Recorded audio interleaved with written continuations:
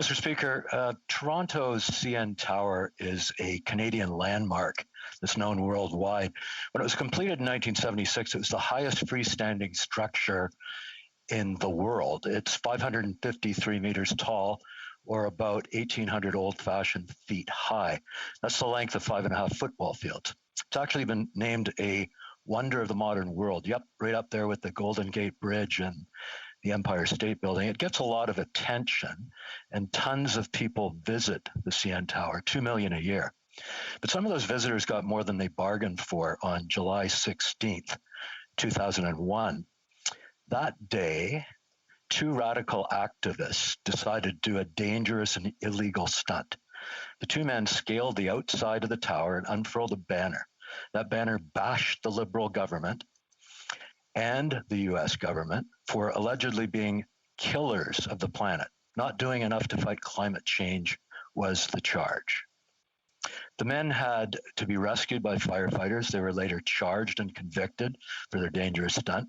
Court heard the whole ordeal cost CN $50,000, but the two men only had to pay $3,000 in fines total. I guess the punishment didn't quite fit the crime. So who were these two men who created such havoc and made headlines worldwide? Well, they were both Greenpeace activists.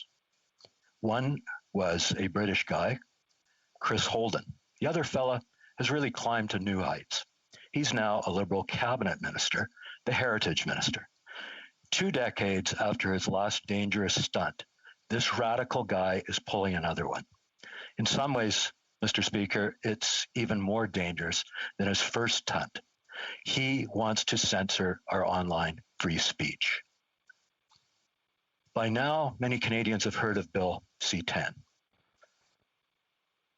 It's actually interesting that way. Hundreds of bills are discussed in this House, and most people don't pay attention. If you mentioned a random bill, the average Canadian likely wouldn't know what it's about or probably wouldn't care. But you realize a bill is controversial when regular folks know about it, and they know it by name and number.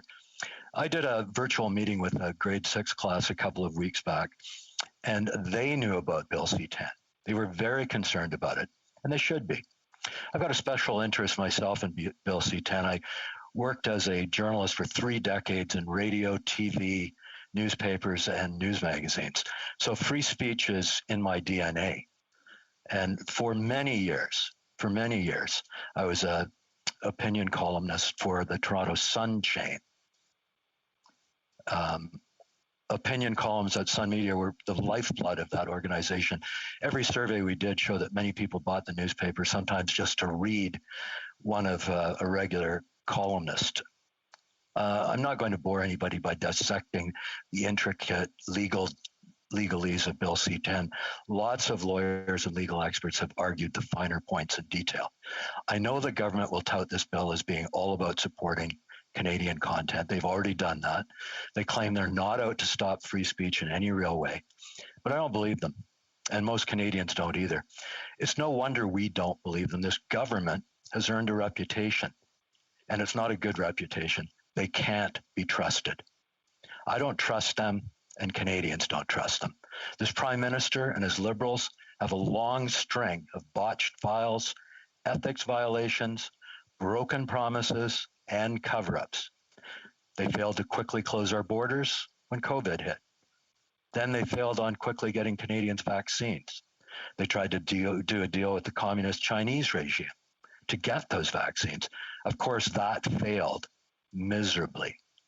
The Liberals have failed on many, many fronts. The SNC-Lavalin affair, the WE scandal, cash for access, cancelled energy projects, disgraced cabinet ministers and MPs, blackface, the trip to the Aga Khan's private island, no serious plan to open our international border, cover-ups galore. Consider just the recent one. It's about the Winnipeg National Microbiology Lab and a refusal to provide vital documents to a key parliamentary committee. Look for that one to be in the headlines for a long time. So is it any wonder Canadians don't trust these Liberals? Is it any wonder they can't be trusted with something so sacred as free speech? Is it any wonder people don't trust the minister proposing C10, a guy with his radical past, a guy who got hauled up in handcuffs and was convicted by a court of law? We've already seen censorship raise its ugly head on the internet. It's already happening at an alarming rate. I bet every Canadian with a computer knows someone who's had a social media post flagged or deleted by big tech. It could have been for something so simple as a personal opinion about COVID rules. I'll bet many of us know people whose social media accounts have been suspended or even shut down. Suspended or shut down by big tech. And it's ridiculous. Some self-appointed 20-something is a judge at a big tech firm like Twitter or Facebook or YouTube. So it also seems that conservative voices are the ones that are often targeted by these censors. Strange how that works. Can you imagine what kind of censorship will happen if this Liberal government controls your online speech? I shudder to think of it. Now, some people might say, well, you're a member of the official opposition, so of course you'll slam any Liberal bill. Well, it's not just the official opposition. There are lots of people against this big brother bill, lots of people opposed to it. Every constituent I talk to wants me to fight against this bill. I can't recall one person coming to me to say, hey, Kerry, you've got to support Bill C-10. In fact, I've heard so much opposition to the bill, I decided to start an online petition against it. I was inundated with people signing it. I told them I'd send a letter of protest directly to the Prime Minister on their behalf, and that's exactly what I did. But speaking of opposition to Bill C-10, check out what Tim Denton said. He's a former National CRTC Commissioner. He's also the current chair of the Internet Society Canada chapter. Mr. Denton had this to say, quote, C-10 is clearly intended to allow speech control at the government's discretion. Ignore the turn signals. Look where the wheels are pointed. They are pointed at your right to communicate freely by means of the internet, unquote. Scary stuff. Who would you trust to pass judgment on this bill? Our heritage minister with his radical past or Mr. Denton? I know who I'd trust. How about this from Peter Menzies? He's a longtime journalist and former CRTC vice chair. I worked in journalism with Peter myself. Good guy, smart guy. He summed up the Liberal bill really well. Quote, C-10 will place the internet under the control of the CRTC. Its 9 unelected, unaccountable commissioners will decide if your Facebook post or your YouTube video is appropriate content. End quote. My former colleague goes on to point this out. The Heritage Minister has promised more legislation to establish another regulatory panel to oversee what sort of things people may say on social media. All of this constitutes an outrageous abuse of government authority. We can see where this legislation could go. Maybe you don't like a government program or a policy or a politician and you speak out. Maybe you'll get blocked or canceled. There's lots of cancel culture out there to go around. And this legislation will only make things worse. The bottom line is this Liberal government cannot be trusted with our free speech. This minister with his radical checkered past cannot be trusted with our free speech. Our free speech is too sacred to be imperiled by this terrible, dangerous legislation. Canadians are saying that loud and clear. Bill C-10 must be defeated. Our very democracy in Canada is at stake. Questions and comments. Questions et commentaires. The Honourable Member for Cumberland Colchester. Thank Thank you, Mr. Speaker. And, I guess we've just heard the platform speech for the next election. And while I admire the member's voice, you can see he's got training and background in delivery. I have to say, what does he have against performers, Canadian performers, being paid properly for their work online? The honourable member for Edmonton-Griesbach. Well, Mr. Speaker, that again is the old divert the eye trick. It's like a sleight of hand.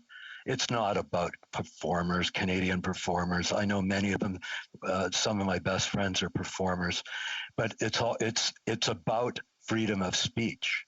And the government and the Liberals keep going back to trying to appear to shame us or something. It's about freedom of speech. It's not about anything else. And if you talk to the average Canadian, go to a Tim Hortons now that we're open in good old Alberta, and talk to them, and they'll tell you they don't like this bill.